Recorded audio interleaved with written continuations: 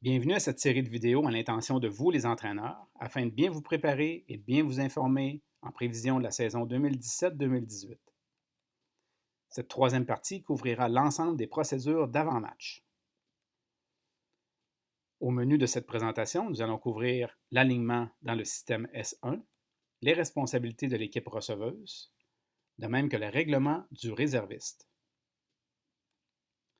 Concernant l'alignement de votre équipe dans le système S1, vous devez vous assurer auprès de votre animateur sportif que l'alignement des joueurs de votre équipe est entré dans le système S1 48 heures avant votre première partie. Au niveau des responsabilités de l'équipe receveuse, vous devez imprimer les feuilles de match à partir du système S1.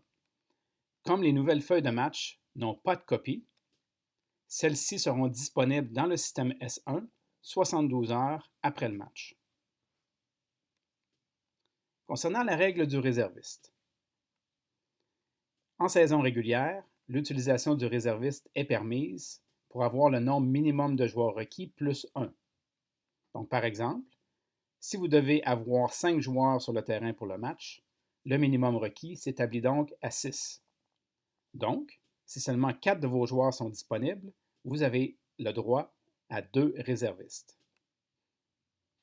Un réserviste peut uniquement jouer dans une catégorie ou une division supérieure. Le formulaire de réserviste, dûment complété, doit être remis en début de partie à la table du marqueur. De plus, un astérisque doit être inscrit sur la feuille de match à côté du nom du joueur.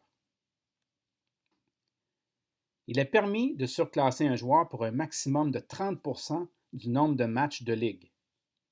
Donc, par exemple, si votre équipe joue 12 matchs, le 30% s'établit donc à 3 parties.